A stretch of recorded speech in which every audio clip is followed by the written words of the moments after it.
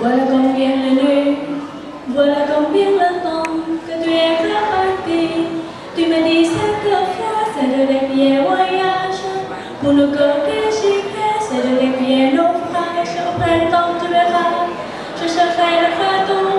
Le printemps, c'est solide pour se parler d'amour. Nous y ferons ensemble les chagrins creveries et les moulins dans les rues de Paris. Dis, quand viendras-tu? Dis, au moins le sais-tu que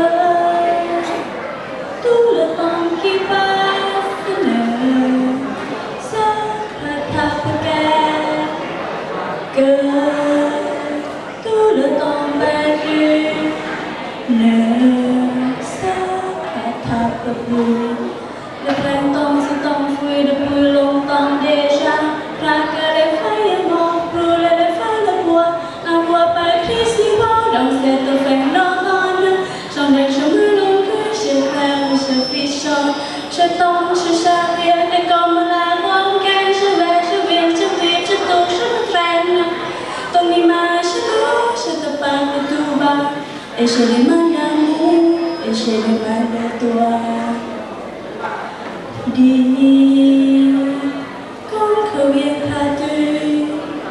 Dis, au moins le sais-tu que tout le temps qui passe ne se rattrape guère, que tout le temps perdu ne se rattrape plus.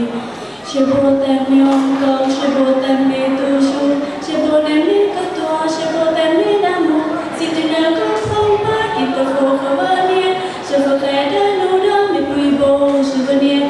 Je comprendrai la jour, le monde, mes merveilles, j'y fais me réchauffer avec notre soleil.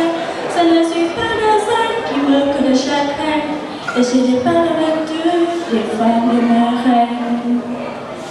Dis, quand viendras-tu?